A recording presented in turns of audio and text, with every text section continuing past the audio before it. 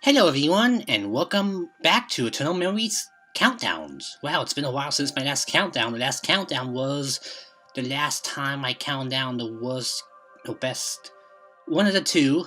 Still, I count down the games of 2016. Wow, 2016's felt like it was only like a few months ago. Now it's 2018. Well, 2017 wasn't as bad as 2016, but in all honesty, it still was kind of scary, and I think this year is going to be even more scary. But in terms of games, it was okay. People say it's the best game in gaming ever, but I beg to differ. There were tons of better games in like the last decade and so. And a certain game system that came out is something I have problems with, and luckily enough, or unluckily considering how many dislikes this video may get from, well, stingy people, this is the top 10 worst games slash, well, gaming related things, still video games. It's on a video game system. If it's on a video game system, it'll count for a list. And before I get started, I guess outside that rule, I should also mention that for both lists, I'm going to mention that I'm not going to actually put games on the list that I've reviewed in or played in some way before unless I barely played it. So for example, there was a Mutant Mudds collection that came out on the Switch lately, and it has Super Challenge, which was the game of the year last year for the 2016 game of the year. I guess last year was 2017, so I'm a bit late, but hey. It was the 2016 Game of the Winner, Mutant Mudds Super Challenge, and it's on the Mutant Mudds collection, and if I were to put down this, it would pretty much be close to the top, if not the top. So I've decided, for the sake of making things more unique for both lists, I'm not going to mention any games that I've basically played a lot of in the past, if they are been re-released in some form or been remade. Unless it's a ground-up remake, then I can give it another shot. So for the worst list, I must first apologize to Skunk Software, a company I bashed a ton in the last worst of list, and they do deserve it. They overprice their games, they make pretty crappy stuff. It's the depths of Unity, because, you know, it's made with Unity, what do you expect, unless you actually put effort and don't steal stuff or don't use basic assets. He basically admitted in an interview that he did price his games high on purpose, I think to pay for his cards or something. He basically did it on purpose, he knew it was wrong, and basically he lowered the prices of all his games to stuff that actually makes sense. They're still horrible games, you should not buy any of them, still, but I gave like the top 2 worst of game spots to games that really aren't offensive, in the sense that they just shovelware, but they aren't surprising shovelware.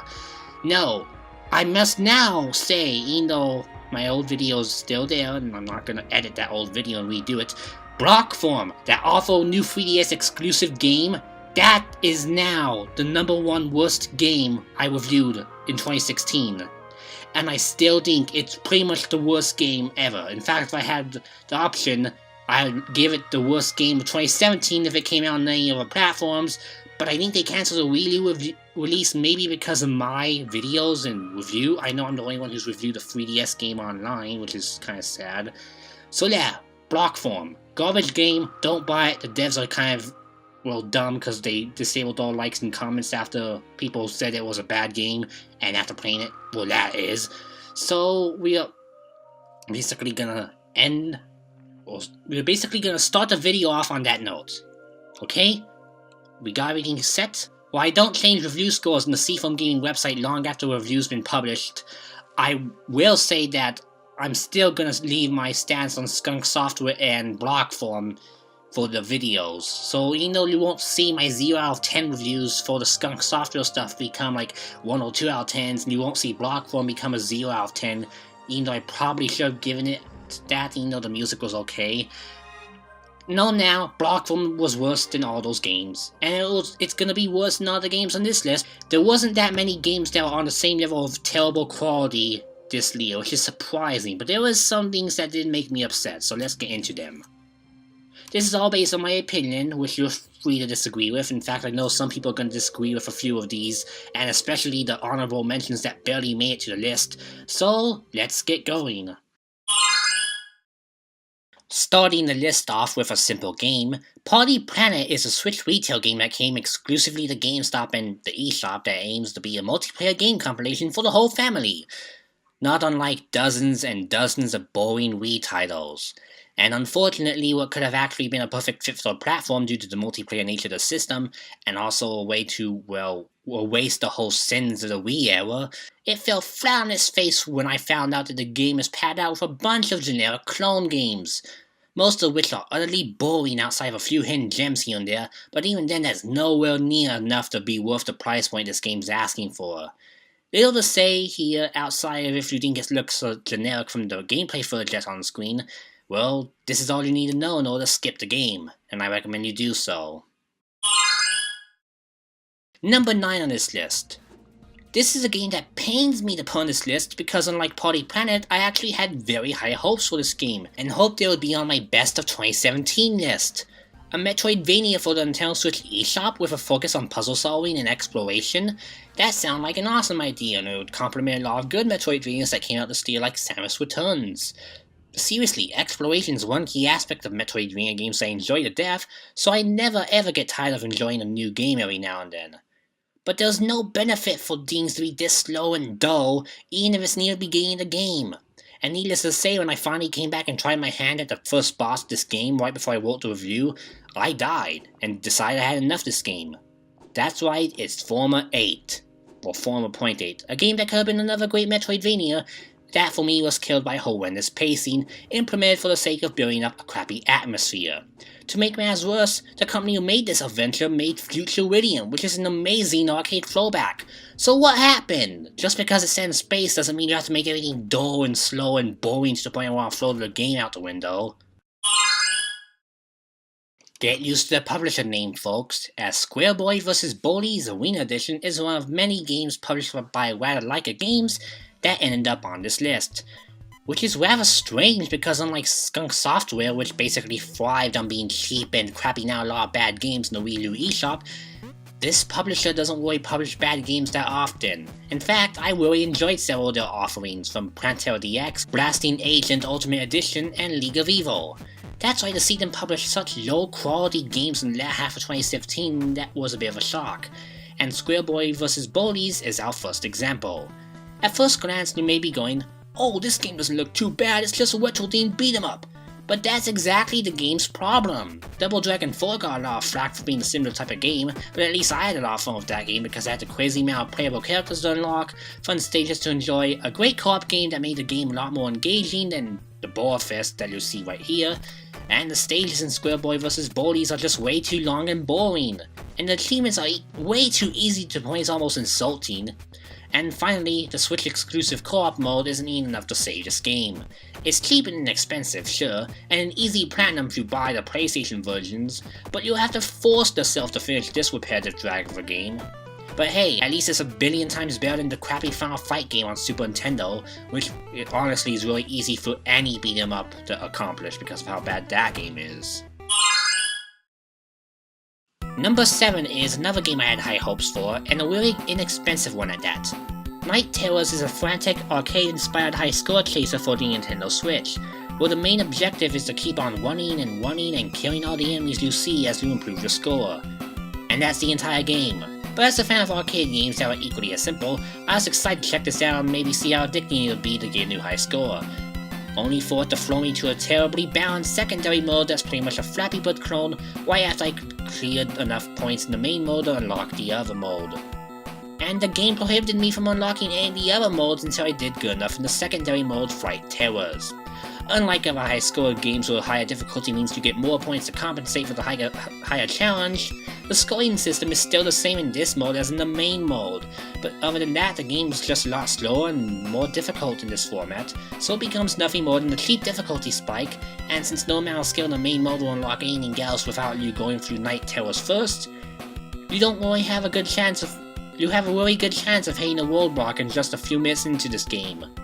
Oh, and it has no online leaderboards of any sort, so the whole game's kinda pointless considering how the Switch doesn't even have Miiverse, and it doesn't even have any way to share high scores with people outside of Twitter, and my Twitter's, well, dead.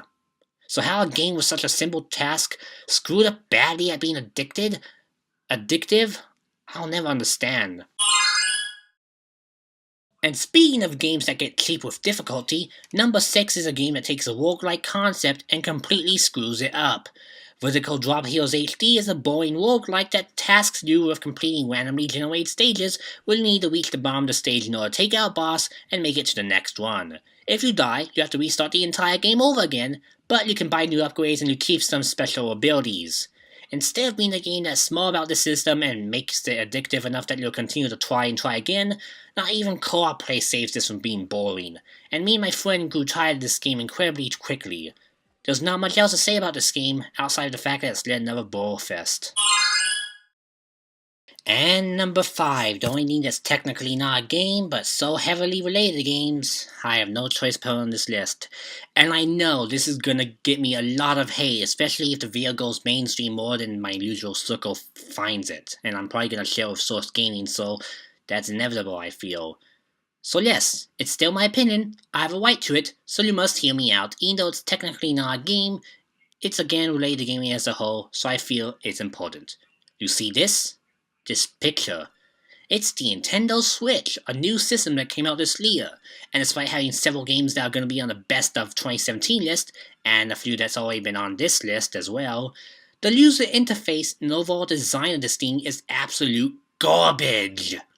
I already mentioned in my Unscripted Memories episode that I thought the quality of the Switch in the library was just okay a few months after it came out, but now it's almost been an entire year since the thing came out, and barely anything has improved when it came to my biggest issue with the system, which is the interface, and I think it's more than deserving of taking a spot on my worst of 2017 list, because of how, well, alien it is.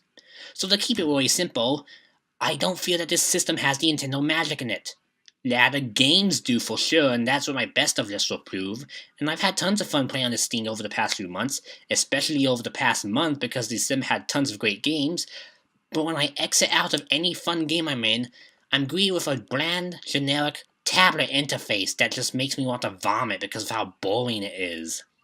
When the Switch was announced, one of the things I was the most excited about, and what a lot of people were excited about on the internet in general, was how charming it would be and how a handheld device with the power of a console would be super awesome.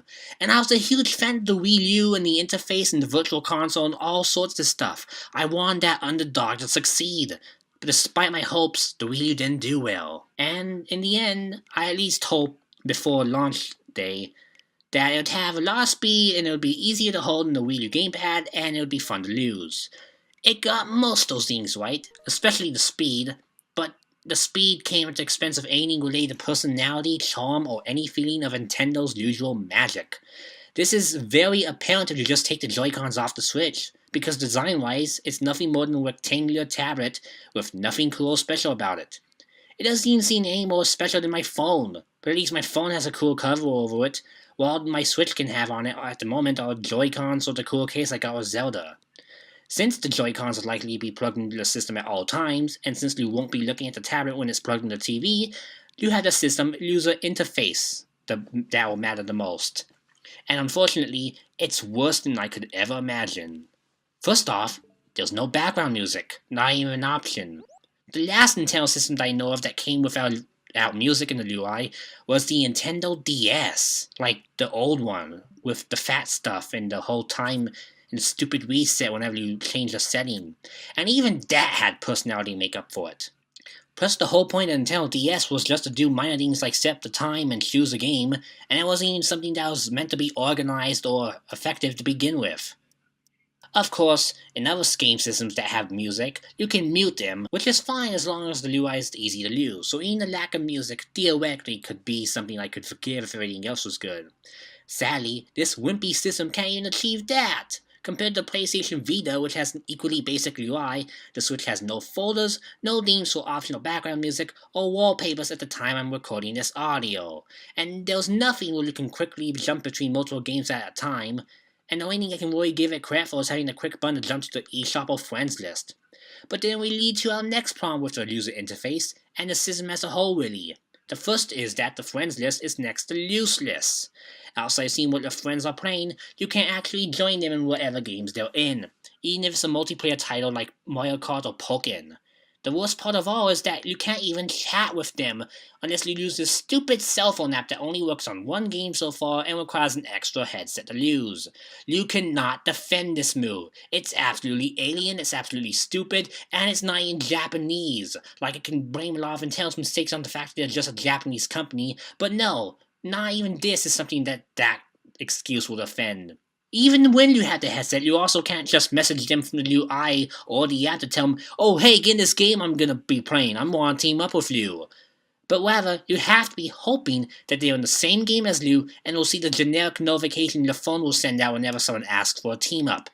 This is set to expand later this year, but I'm still in disbelief at how abysmal the setup for chatting is. There's not even a frickin' text chat, something the 3DS got in a couple months, and the Wii U had day one.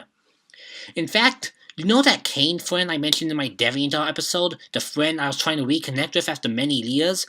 As I mentioned briefly in that segment, I had him on my 3DS, which in turn was able to connect to the Switch, and it would let me import him as a friend on my Switch friend list.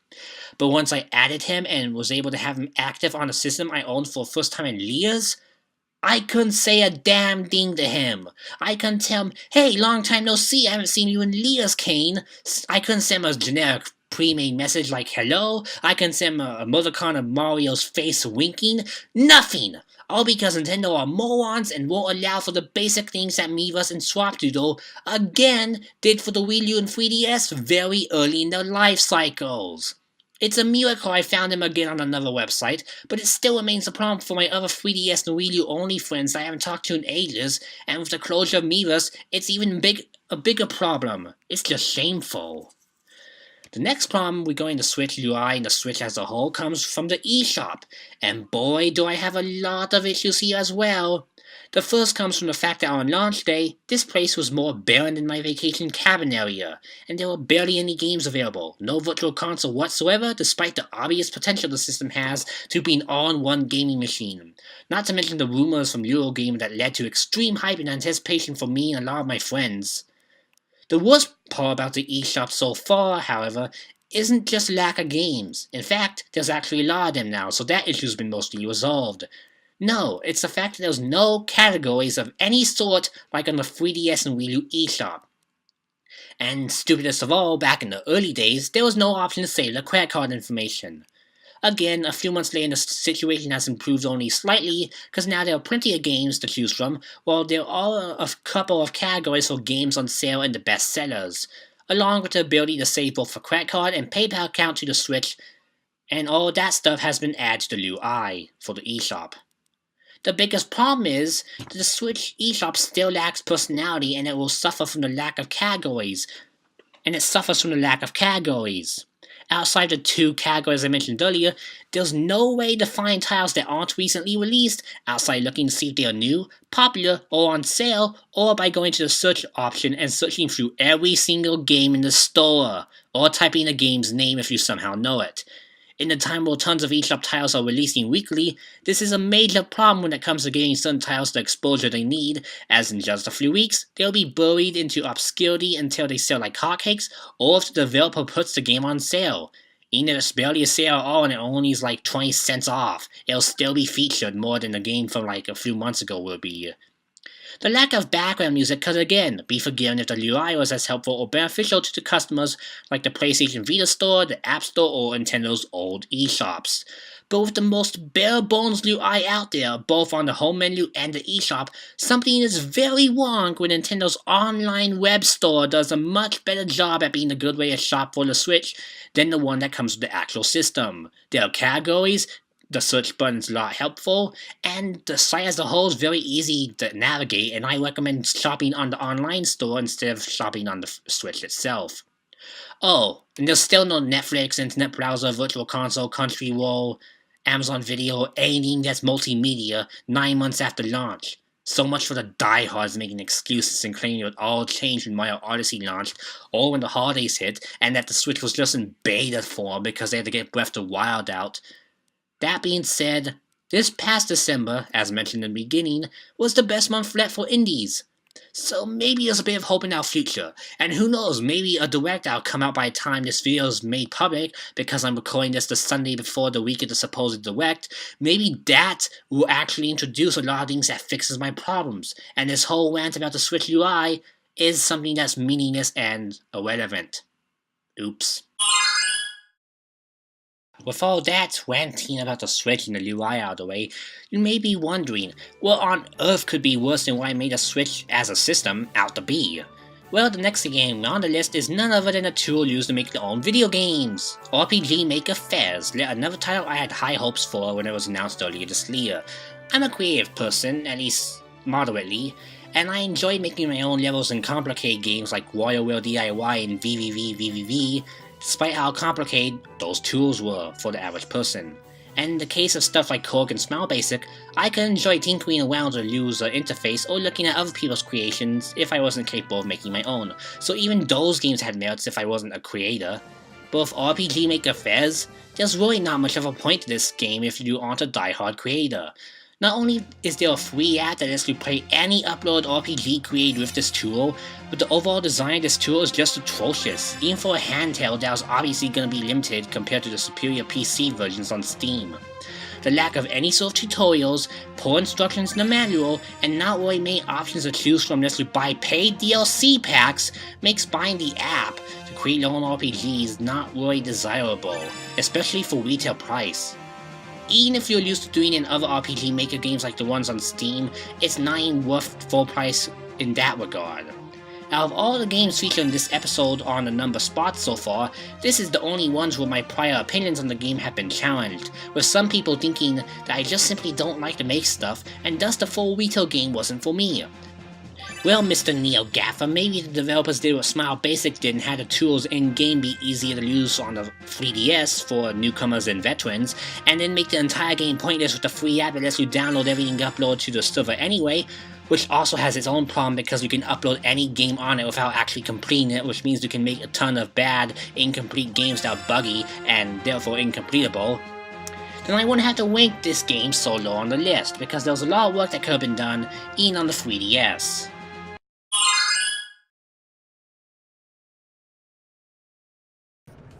And number 3, we get to the final trilogy of games, and they're all made by the same developer, Like Games. I don't know why they decided to publish lower quality titles after starting off the year correctly, especially when it came to the Nintendo Switch. But this is a PS4 and Vita game, so the Switch was spared, with the first of the final 3 games on the list. Twin Robots is a puzzle game where you take control of 2 robots who must make it to the end of the stage together without dying. The biggest problem with this game, however, comes from how dull and boring the stages quickly become, with a whole lot of nothing going on, and weird glitches every now and then that just, well, creep me out. It feels like it was made on the cheap, and despite having a fairly easy platinum, I didn't want to force myself to sit through this entire game, and the puzzles got very boring and bland in no time.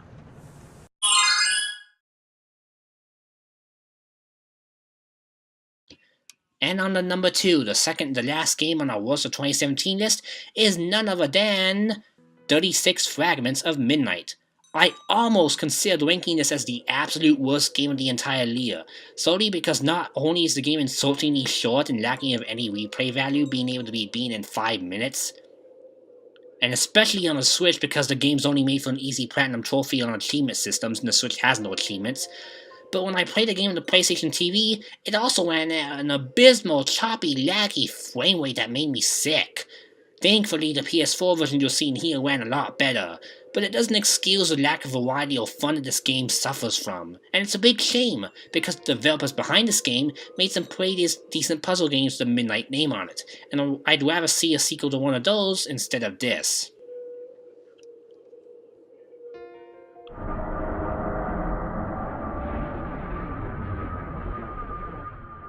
And finally, but not quite, before we go to number 1 to discuss what I think is the absolute worst game of the entire year, besides Block Form, even though that didn't come out in 2017, but hey, I like crapping on that game, it's really awful, okay? Let's give some quote-unquote honorable mentions to games I consider putting on the list, or at least games that some people may ask me to put on the list because of the gameplay videos they may have seen, or the reviews they may have seen on the website, only for me to not do so far for whatever reason. Some of these games just might make people mad because of the fact that a lot of people like a few of the games on the list. But hey, keep in mind, the entire list is my opinion, and it's based on what I played and reviewed. Just like the best list is gonna be. First up on the honorable mentions for games that almost made the worst of list is Bubsy the Woolly Strike Back. I've seen this game on so many people's worst of 2017 list, and all I have to say is, why? I mean, Bubsy has an atrocious reputation, but after playing through the game for my review, I found it was actually the best Bubsy game yet. Which is easier said than done, but it was also made by developers who are really good at making games. Black Forest team, which made Giana Sisters Twisted Dreams, and it was still a solid, tight platformer with several fun levels to go through. However, the problem that's very apparent, and makes it hard to recommend at full price especially, is the insanely short length. It's nowhere near as short as 36 fragments, as you can't beat this game in 5 minutes unless you lose passwords, and even then, you have lots of levels and lots of collectibles to go back and get. Thank God. But the game is still $30 at retail by default, and it can be beaten in at least an hour or two, and only an extra one or so if you could go for all the trophies. So yeah, compared to the stuff that made on the actual list so far, Bubsy is just an average decent platformer that's better off being bought on sale instead of full priced. It's nowhere near capable of ending up on this list like the other games that are coming soon, but I decided to mention it for the heck of it because, well, someone may go, "Oh, did you play Bubsy the Woolly Strike Back? That game was awful!" And yes I have, it wasn't that bad, it was just okay and decent. Next up in terms of games that barely made the list is Lagana Tactica. It's a really boring and disappointing strategy RPG from the makers of the fantastic Justice Chronicle, and it was actually the number 10 spot on this list before Party Planet became a thing. I don't recommend you buy it because, again, it's boring, that's really the major problem it has, but Lagana Tactica was a game you could say is the 11th worst game of 2017 because of how close it was to making the list. Alright, now I'll talk about 2 games that everyone else seems to love, but I was disappointed by to the point they almost made this list of the worst games of 2017. And so far, outside of a few major complaints I had with the Switch UI, there really wasn't anything that was nearly as awful as the last list. So that pretty much means that, yeah, this list has been pretty okay and there aren't any terrible games so far. We're almost at number 1 and that's a terrible game, but we'll save it for later. Needless to say, if my thoughts on the Switch UI aren't going to cause enough controversy in the comments, then I bet this topic will. And I swear to God, guys, I'm not doing this whole contrarian talk on purpose or any sort of bait or disturb a reaction. Yes, it's a Game of the Year winner that's been gaining an insane amount of praise and a crap ton of awards, and it was something I was desperate to play ever since the reveal back on my birthday in 2013 during the Wii U Nintendo Direct. And after A Link Between Worlds introduced several fun ideas to experiment with later that year in terms of open worldness and sequence breaking, I was convinced this game would be the pinnacle of Zelda and would be the best, well, Zelda game ever made and one of the best games on the Nintendo Switch, and everyone else thought so. So, when I saw the reviews, saw people saying, "Oh my god, it's epic," I was excited when I got this in my hand, even though I unboxed it during a period of my life that's pretty rough. Unfortunately, after the initial rush of excitement from activating all the cool map towers, finding shrines all on my own, and facing off against those cool guardians, I completed one of the most epic final boss rushes in gaming history, in my honest opinion, because I ignored all the main divine beasts and basically went through the game with just the shrines and whatever else I could find, mostly weapons, shields, and shrine orbs, and then I built myself up for a 6-round boss rush. I quickly realized that this game has just a ton of faults that made it lose the charm that other Zeldas had for me, especially when it comes to replay value and gain 100%. Because after the initial challenge of that boss rush ended, I felt like that was a great way to end my 50 hours of exploration and the main story, and I thought, okay, I'll just pick up where I left off and do everything I didn't do, all the Korok Seeds, at least all the shrines and all the divine beasts. I can leave the Korok Seeds aside, collect some, maybe like 100 or 200. It won't be too bad, right? Well, no. In fact, I quickly realized when I went to the Guardians that this game has no real dungeons. Nothing like any other Zelda game. Even frickin' Four Swords Adventure, that shitty game I actually hate. It's the worst Zelda game ever made in my opinion. Like, that had real dungeons in it, and that was like linear, boring, and dreadful. Especially the ugly art style. Yeah, the shrines are short and fun mini challenges, and I did enjoy quite a lot of them, not unlike the grottos from OOT where you get a random treasure chest and whatnot, but when they're all that you can do in the game outside collecting crappy Korok seeds that recycle the same puzzles and same solutions over and over and over and over again, it just drove me mad, especially when the remaining 50 or 60 shrines I needed to discover are all hidden by cryptic nonsense, to the point I need to get a gigantic bulky guide to discover the rest of them. And so far I don't feel like doing that. Don't even get me started on the artificial padding known as the aforementioned Korok seeds. People didn't like the gold Skotoras in OOT because of how, well, cryptic and hidden they were, but at least they're optional and you only need like 70 of them to get a heart piece, and if you got all of them you'd get infinite money, so you were at least able to have fun and be rich forever, and there were only 100 of them, while there are 900 of the stupid seeds in this game. As mentioned before, most of them recycle the same stuff, so it got really boring, and after the ones I found on my own, I decided it was full of garbage, I'm not dealing with this, I'm not even wanting to go after the shrines, and the main guardians just... why? They don't even feel like Zelda stuff, they feel like some generic open world temple thing. Even the one in the sky that could have been super cool if you sequence break, people found out that you can't actually enter it from the sky, you have to talk to the Wavali in the cutscene, so they even messed that up. So yeah, Breath of the Wild. I actually thought it was a pretty good game for the first 50 hours, and when I was doing stuff all on my own, but when 80% of the stuff you could do in the game was full of garbage, especially those Korok seeds, and the fact that it lacks traditional Zelda elements like real dungeons and collectible items like the hook shots, fire ward, or other stuff.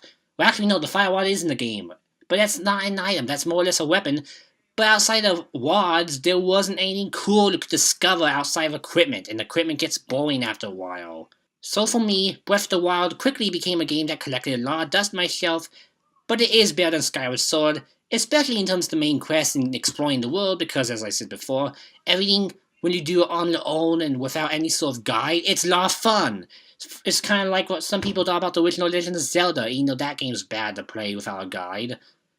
But when it turned in terms of the dungeons and actual cleverness of the puzzles, Skyward Sword of all things has this game beat. And the game became, for me, a horrid bore I'd never want to touch again. So this game gets an honorable mention on my list of worst games 2017, not because it's really bad, but because after the initial magic, it's just really... boring. It's not Zelda.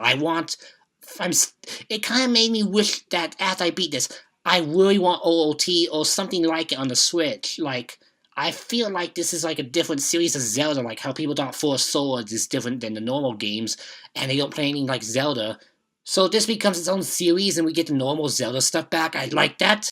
But for now, I don't know, I'm not into this game. And to wrap up the honorable mentions, here's another game that disappointed me, but other people love. I don't even understand, and I had high hopes for this game. Sonic Mania. It's a shame, because the developers behind this game made the amazing 2011 remake of Sonic the Hedgehog CD, and I consider that version to be the best game in the entire franchise, so you can imagine how excited I was for this brand new throwback to the classic Sonic games. If they managed to make some of the better levels in the Genesis games even better to fix the cheap difficulty and poor level design that those games were played from, I was excited to see what new stuff they would do for this new entry, considering how they also made Sonic CD a lot better. And honestly, to start out, this game was pretty great. Decent special emerald stages, amazing Green Hill recreations, and they even managed to make the chemical plant from the cheap nightmare known as Genesis Sonic 2 a fun stage. New stuff like Studiopolis was cool as well, but then you get into the later half of the game, and it feels like it starts to fall apart. My biggest gripe comes from the fact that they brought back the stupid and crappy Blue Spear stages, and they are required if you want to unlock bonus content in the extras menu. Why? Why are these god-awful stages from hell that melt my eyes return? Who thought introducing Ice Train and irritating music on a new generation was ever a good idea? Not only are they as cheap and unforgiving as ever, but you have to perfect them to get gold medals for an achievement. At least that achievement is optional, but you still have to get silver medals in order to get new stuff. And what do you get when you get all the medals? A mode where you can even play more of this abysmal shit, that's what. Holy frick, this alone could have been something that would have killed the entire game for me. But thankfully, you're not required to get the Chaos Emeralds with them, nor are you allowed to ever play a single one to get the true ending, just bonus content. But I still hate that they locked the bonus content behind this crappy minigame. If it was me, I'd have to Sonic 3 Knuckles bonus games like the Gumball Machine instead of Blue Spear, cause the Gumball and Electric Ball games were a lot more fun and they are actually fair and challenging. But sadly, the main game suffers from a massive difficulty problem as well, and it kind of killed the mood for me. A stage filled with so many cheap hazards, a cheap boss, and it's a horrible long trek to get through. Oil Ocean. This stupid boss took me a freaking week to beat, and something's not right when I noticed how Darkside Phil of all people managed to beat him in less attempts than it took me. It took me 10 to 15 attempts to beat this stupid guy. Thankfully, the rest of the game, especially the final stage, which is fantastic by the way, is a lot better balanced and refrains from the cheap difficulty of Sega Genesis games. But I still rank Sonic Mania with the Genesis titles in terms of quality instead of the higher quality Game Gear platformers and Sonic CD 2011. Except Triple Trouble. That game still sucks. And after disclosing several opinions that will make angry diehards come after me, especially Sonic and Zelda fans, and probably some Nintendo fans as well, on to what I consider to be the absolute worst game I played in 2017. Well, that launched in 2017, because for the best list, I'm going to be playing some games that came out in 2017 for the first time in a few weeks, so I better get on that list. Needless to say, on to the review, the number one worst game of 2017. Oh wait, the title card spoiled it. Oh well. One More Dungeon. I seriously did not think they could screw up a dungeon crawler like this, especially after Paranormal Activity proved that FPS dungeon crawlers do not work, but that game was better balanced than this wreck. Right off the bat, you can see that the art style is incredibly lazy and shit, taking inspiration from the gajillion pixel art games that are plaguing the online markets at this point, going for a style similar to, oh yeah, Minecraft, that game kids play and tell me to play and I don't like it. Still, after Quest of Dungeons, which was a great indie with pixel art style, proved to me that you can make an addictive dungeon crawling game with a permadeath feature, I was willing to give this a shot, especially since playing Duke Nukem 3D made me more comfortable with the FPS genre than I used to be. Needless to say, I did not expect how clunky this game's combat system was, as the melee weapons are absolute crap when it comes to dealing damage. The main gimmick of the game, you see, is to spend the points you gain from the high scores in order to unlock mutators or arguments to give you benefits and disadvantages for every playthrough, since everything is randomized. So that means in order to have a fair chance at this game, you have to grind a stupid amount of times to unlock better mutators, which means dying a lot, not even being able to get past the first floor until you finally do, and then getting killed on the second floor because the enemies do a lot more damage than the first floor enemies. And the random nature of this game is just horrible in general. I couldn't stand to play this for more than an hour, and there were just several games that gave you a one more try I'm gonna do it feeling, and the game's title may make you think it's a one more try game. But this is not one of them. This is a garbage game that focuses on cheap difficulty and is just boring and uninspired. Do not buy this game. It's just not worth it. But it's still nowhere near as awful as Block Form, so hey. And ta-da, we are done with the worst games of 2017. Now we can move on to the good stuff. Could you believe that despite how much I hate One More Dungeon and, well, said you shouldn't buy it, and you shouldn't, that not many titles in this list came close to the crap I played last year?